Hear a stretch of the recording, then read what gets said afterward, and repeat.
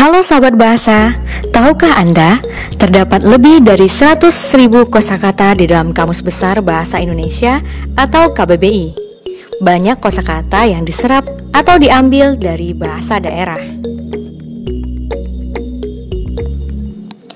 Kali ini kami memiliki kesempatan melihat sidang kosakata bahasa daerah Bugis, Makassar, Mandar, dan Toraja.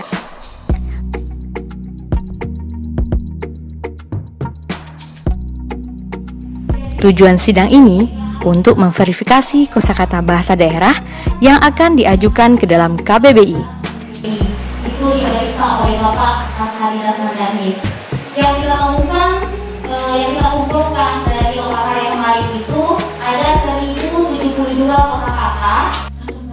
Dan kegiatan ini dibuka oleh Kepala Balai Bahasa Sulawesi Selatan. Ada yang ibu hadir di sini memenuhi undangan kami untuk menyamakan persepsi. Karena minggu lalu itu sudah melakukan kegiatan di tempat ini, memilah-milah kira-kira kosakata mana yang harus diperiksa di Balai Bahasa yang akan dijadikan taman sari, mengisi taman sari Kamus Besar Bahasa Indonesia. Kami juga berbincang dengan Kepala Balai Bahasa mengenai proses pengumpulan kosakata bahasa daerah dan hal apa saja yang harus diperhatikan. Kegiatan sidang kosakata bahasa daerah saya nyatakan dibuka secara resmi. Sebelum kosakata bahasa daerah itu diusulkan menjadi warga KBBI, kita harus ke daerah dulu mencari data.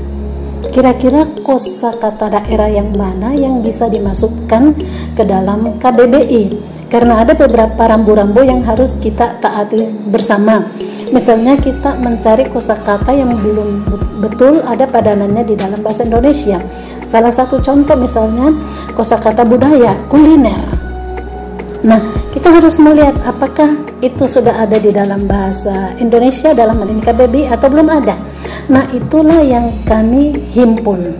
Di Sulawesi Selatan dan Sulawesi Barat itu ada 4 bahasa besar yang sementara ini kami kerjakan, yaitu yang pertama ada bahasa Bugis, bahasa Makassar, ada bahasa Toraja, dan di Sulawesi Barat ada bahasa Mandar. Nah, sebelum kami melakukan sidang seperti yang disaksikan tadi ini, kami terlebih dahulu melakukan semacam konsinyasi dan sebagainya itu untuk merumuskan kira-kira yang mana yang akan diajukan.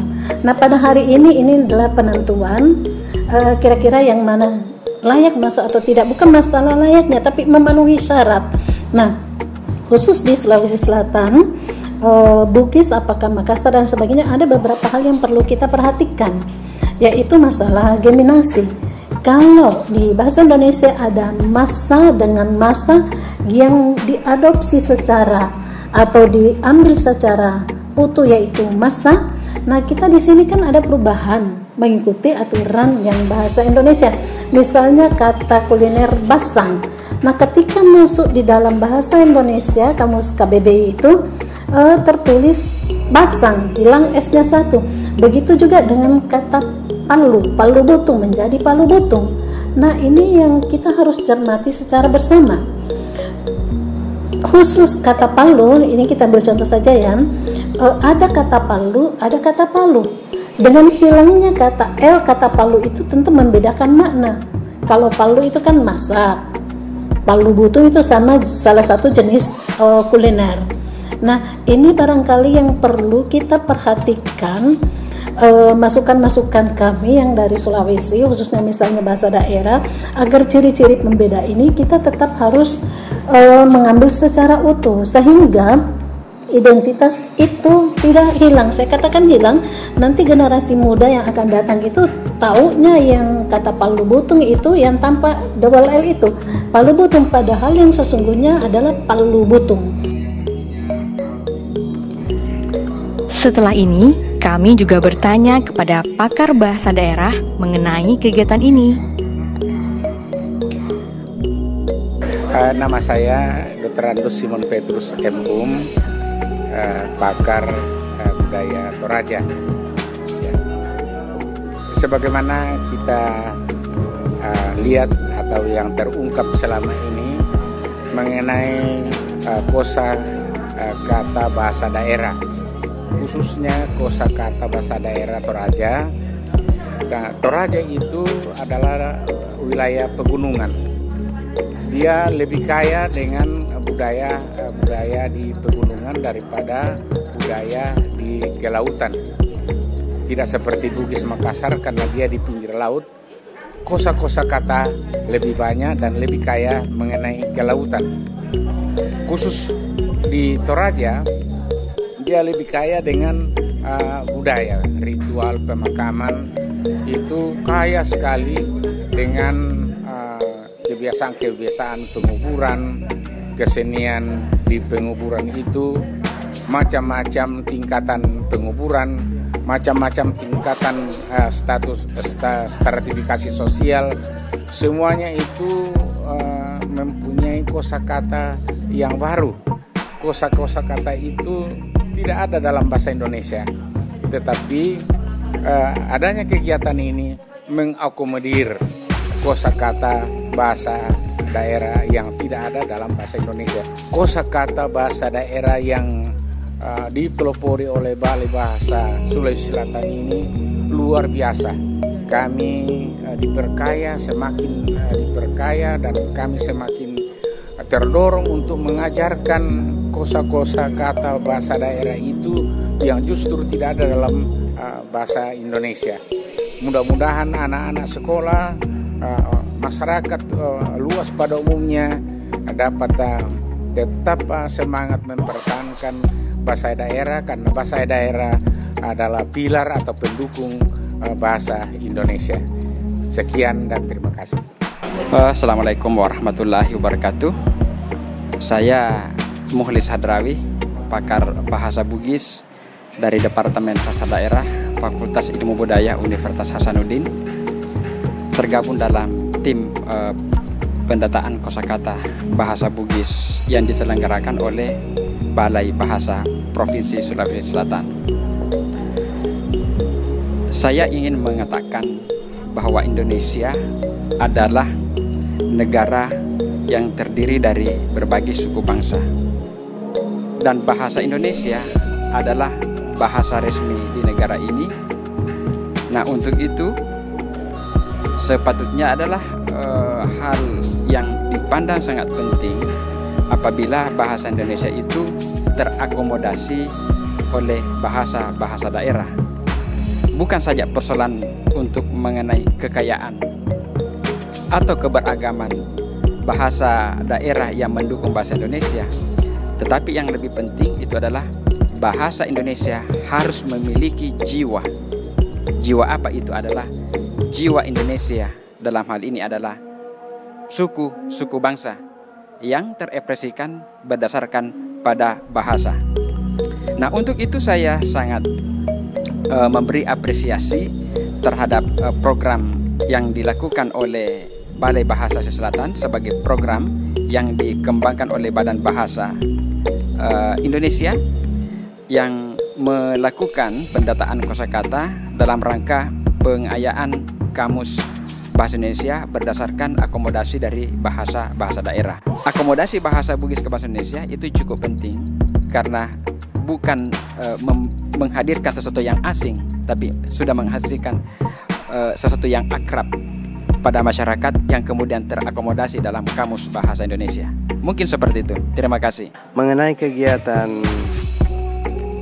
pengumpulan kosakata yang akan diusahakan masuk dari bahasa Mandar yang akan masuk di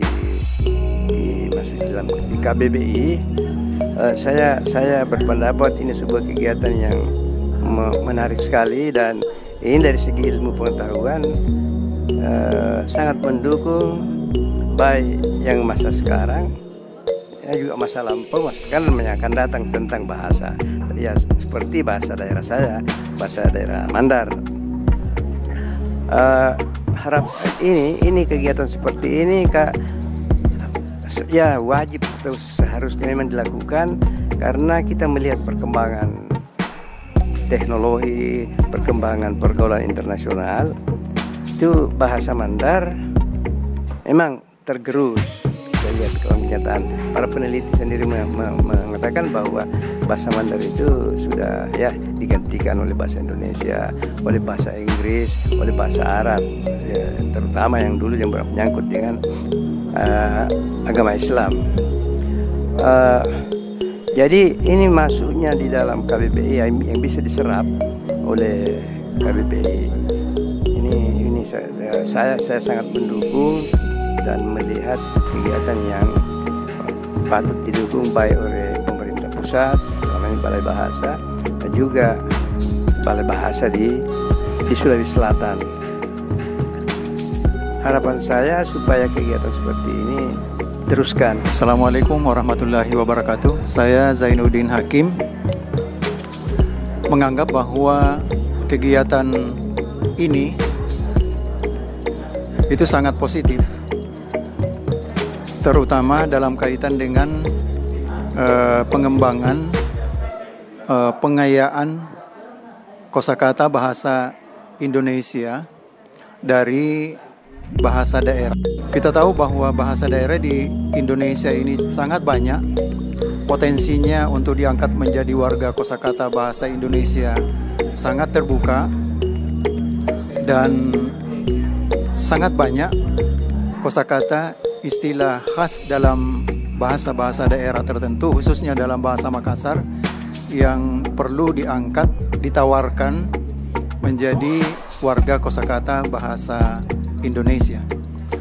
Nah, harapan saya baik kepada Balai Bahasa, demikian juga Badan Bahasa, untuk kedepannya kegiatan ini supaya ditingkatkan, dilanjutkan dan ditingkatkan, sehingga betul-betul bahasa daerah ini di satu sisi dapat terselamatkan, kemudian yang kedua dapat juga memberi kontribusi positif terhadap pengembangan pengayaan kosakata bahasa Indonesia, sehingga bahasa Indonesia betul-betul menjadi bahasa yang dapat dibanggakan, tidak hanya di dalam lingkungan atau lingkup Indonesia ini, tetapi kita harapkan bahasa Indonesia dapat diterima paling tidak di kawasan ASEAN.